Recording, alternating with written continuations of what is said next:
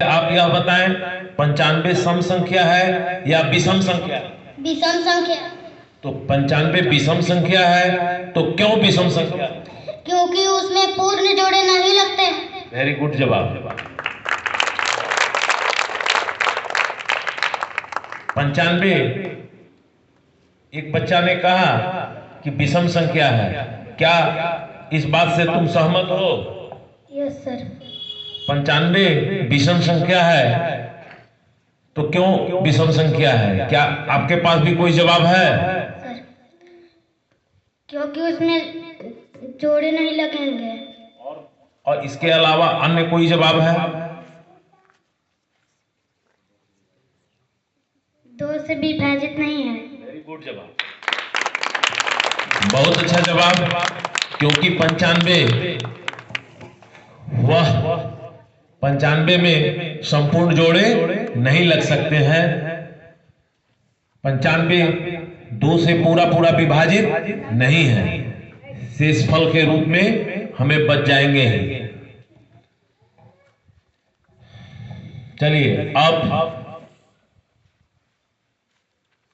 अब हम लोग चलते हैं आज के प्रार्थना सभा में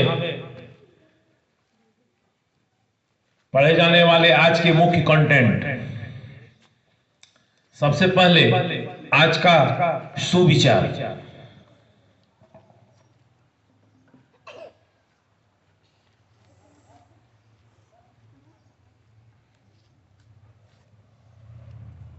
आज का सुविचार ध्यानपूर्वक बच्चे सुने। मुश्किल तब कमजोर हो जाती है जब वे आपको मजबूत पाती है। यानी यदि हम अपने आप में अगर मजबूत हैं, हमारा इरादा मजबूत है, तो कोई भी काम हमारे लिए मुश्किल नहीं है ना? चलिए अब आज का मुख्य समाचार अंतर्राष्ट्रीय खबरों के साथ। ट्रंप का नाम सुने होंगे ना? कल भी आपको ट्रंप के बारे में बताया गया था, तो ट्रंप का नाम सुने हो ना? तो बताओ ट्रंप कौन है?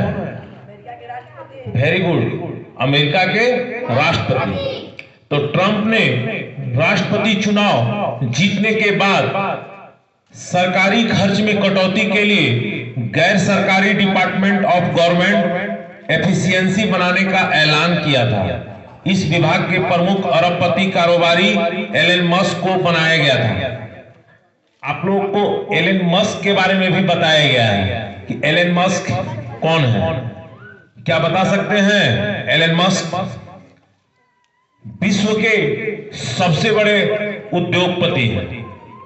विश्व के सबसे बड़े उद्योगपति हैं, जिसका नाम है एलन मस्क। तो एलन मस्क को बनाया गया था और उसका साथ देने के लिए भारतीय मूल के उद्यमी विवेक रामास्वामी को चुना गया था।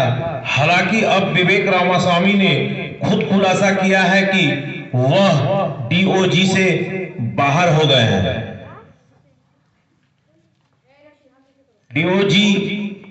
डीओजीई का फुल फॉर्म होता है department of government efficiency. Department of government efficiency. अब आज का राष्ट्रीय खबर, हिमाचल के मशहूर पर्यटन स्थल मनाली में आज से विंटर कार्निवल शुरू हो गया है। मुख्यमंत्री सुखविंदर सुक्खू ने सांस्कृतिक गतिविधियों का शुभारंभ किया गया। आपको पर्यटन स्थल के बारे में भी बताया गया था कल कि कैसे स्थान को हम, कैसे जगहों को हम पर्यटन स्थल का दर्जा दिया जाता है। पर्यटन स्थल किसे कहते हैं? तो हिमाचल का एक बहुत ही मशहूर शहर है मनाली, जो एक पर्यटन स्थल के रूप में जाना जाता है, जो काफी मशहूर है। तो वहां पर पर्यटन के लिए जो है क्या किया गया है, आज से विंटर कार्निवल शुरू हो गया है। यानी वहां पर अब आवागमन तेज हो जाएगा। मनाली कहां है? हिमाचल प्रदेश में। अब राज्य से जुड़ी हुई खबर है। झारखंड के बोकारो चीरा घास की रहने वाली दीपक देवी को उसकी सकारात्मक सोच और दृढ़ संकल्प के लिए राष्ट्रपति सम्मानित करेगी। यह हमारे लिए, झारखंड के लिए बहुत ही गौरव की बात है ना। चीरा घास की रहने वाली दीपक देवी को सकारात्मक सोच और दृढ़ संकल्प के लिए राष्ट्रपति उसे सम्मानित करने का काम करेंगे। अब खेल से जुड़ी हुई खबरें। दुनिया के नंबर 1 टेनिस खिलाड़ी जैनिक सिनर ऑस्ट्रेलियन ओपन में मैच सिंगल्स के क्वार्टर फाइनल में पहुंच गए हैं। दुनिया का नंबर 1 टेनिस खिलाड़ी कौन है? Jannik Sinner. अब शिक्षा, करियर, टेक्नोलॉजी आदि से प्रश्न।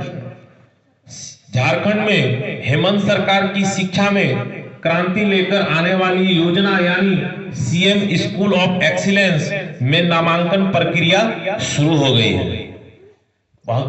झारखंड में बहुत सारे ऐसे सीएम एक्सीलेंस ऑफ स्कूल जो काफी स्टैंडर्ड स्कूल है, और उस स्कूल में नामांकन की प्रक्रिया भी प्रारंभ हो चुकी है। चलिए अब हम लोग सामान्य ज्ञान की दुनिया में चलते हैं। आज का सामान्य ज्ञान प्रश्नोत्तरी कक्षा 1 to 5 के बच्चों के लिए। आज का पहला प्रश्न, बुझो पहेली। 4 है रानियां और 1 है राजा, हर एक काम में उनका अपना साझा। 4 है रानियां और 1 है राजा, हर एक काम में उनका अपना साझा। बताइए क्या है? अंगूठा। हाँ, अंगूठा और अंगुलियां। वेरी गुड जवाब। विश्व में सबसे ज्यादा डॉक्टर किस देश में है? बहुत इंपॉर्टेंट प्रश्न है। विश्व में सबसे ज्यादा डॉक्टर किस देश में है? तो वह देश है हमारा भारत। भारत जो है सबसे अधिक डॉक्टर वाला देश है। अगला प्रश्न, लक्षद्वीप की राजधानी कहां है?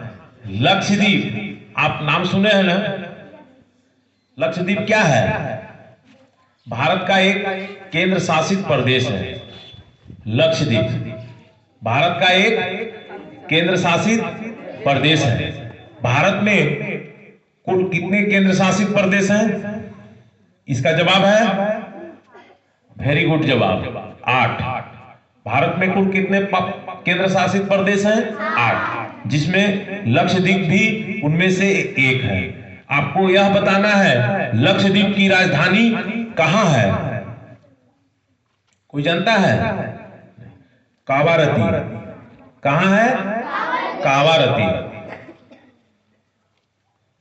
और सबसे अधिक लक्षद्वीप का एक खास है, वनों का अगर प्रतिशत देखा जाए पूरे भारत में यदि वनों का प्रतिशत देखा जाए तो लक्षद्वीप में जो है सबसे अधिक वन है। अगला प्रश्न, दुनिया का सबसे पुराना देश कौन सा है? दुनिया का सबसे पुराना देश कौन सा है? और एक समय था कि वह अपने आप में एक बहुत ही ताकतवर देश था। उस देश का नाम क्या है? फ्रांस।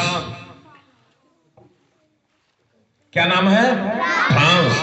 जहां का एक बहुत ही मशहूर राजा था जिसका नाम था लुई 16वां। आप लोग नाम सुने होंगे, लुई 16वां। तो फ्रांस जो है दुनिया का सबसे पुराना देश है। अगला प्रश्न, लोहा को अंग्रेजी में क्या कहते हैं?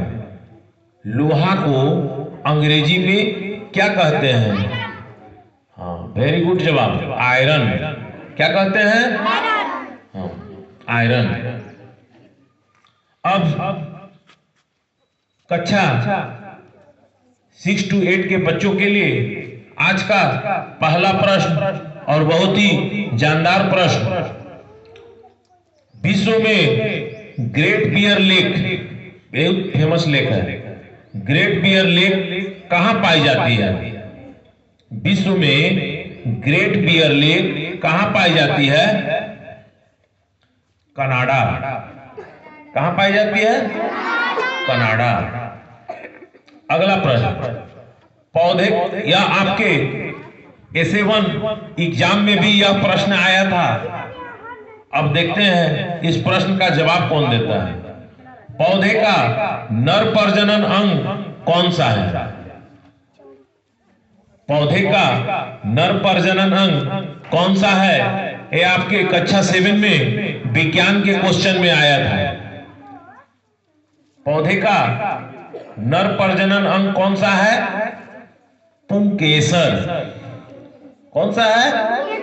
पुंकेसर। यह भी प्रश्न आया था, किसी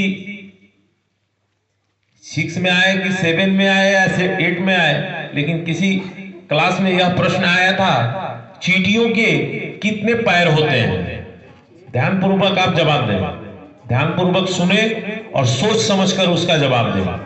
चींटियों के कितने पैर होते हैं? मैं ऑप्शन बता रहा हूं, 4, 6, 8।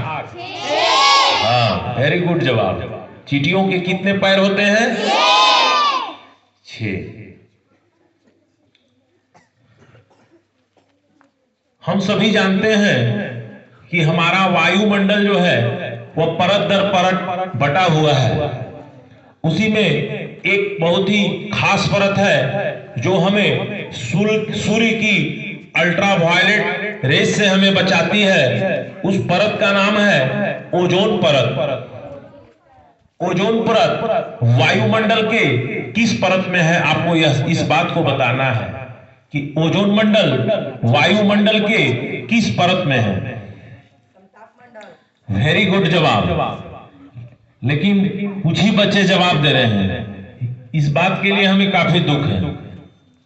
इतना बार बताया गया है, पूरे वायुमंडल के बारे में बताया गया है, परत दर परत बताया गया है, इसके बावजूद भी जवाब कुछ ही बच्चे दे पा रहे हैं, जिसके लिए हमें काफी दुख है। तो ओजोन परत किस मंडल में पाया जाता है? समताप मंडल में।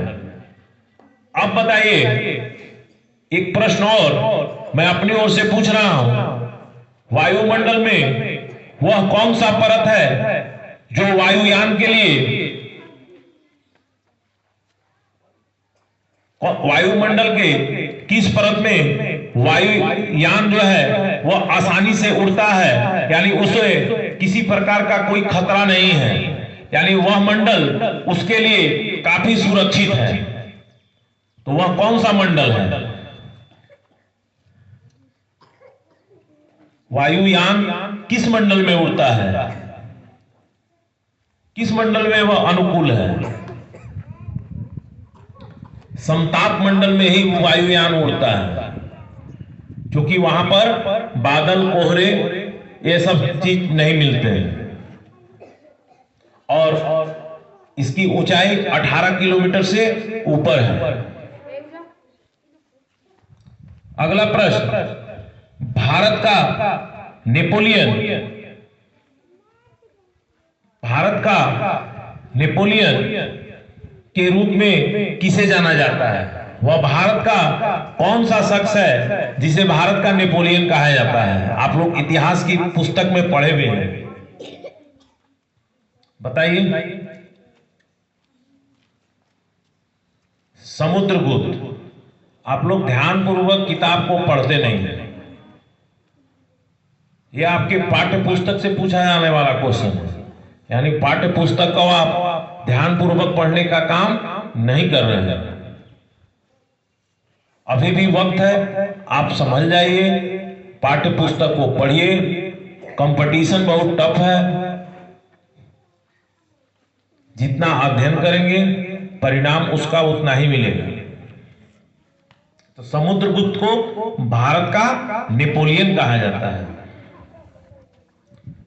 चलिए अब अगला प्रश्न, विश्व का सबसे बड़ा रेगिस्तान कौन सा है जो रेत से ढका नहीं है बल्कि बर्फ से ढका हुआ है?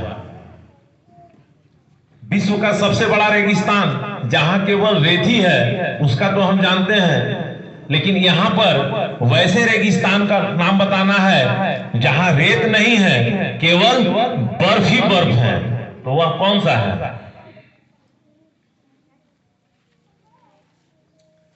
अंटार्कटिका। क्या है? वहां पर मानव का जीवन संभव है? नहीं है। वहां पर मानव का जीवन संभव नहीं है, केवल वहां बर्फ ही बर्फ है। वहां हमेशा माइनस में ही टेम्परेचर होते रहते हैं। अगला प्रश्न, यूनाइटेड किंगडम की मुद्रा क्या है?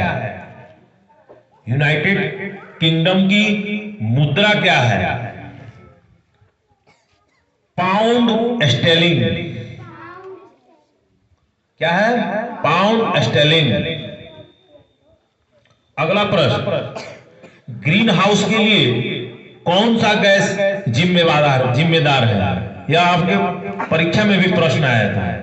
ग्रीन हाउस के लिए green house effect, green house के बारे में बताया गया है। ग्रीन हाउस के लिए कौन सी गैस जिम्मेदार है? Carbon dioxide. ग्रीन हाउस के लिए कौन सा गैस जिम्मेदार है? कार्बन डाइऑक्साइड, जिसका रासायनिक सूत्र होता है CO2। क्या होता है? CO2। अगला प्रश्न, महाराणा प्रताप बुलबुल किसे कहते हैं? महाराणा प्रताप बुलबुल किसे कहते हैं? तो आप लोग ध्यानपूर्वक सोचें कि आखिर महाराणा प्रताप को किस चीज से लगाव था। जिस चीज से लगाव होगा उसी को वह खास नाम से पुकारते होंगे।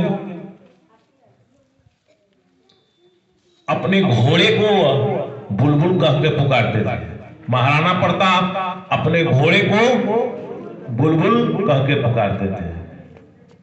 इसी के साथ आज का यह सामान्य ज्ञान भी अब समाप्त हुआ। अब मैं आगे के लिए विद्यालय के प्रभारी महोदय से आग्रह करूंगा वो आए और बच्चों को आवश्यक दिशा निर्देश देने का काम करें। धन्यवाद।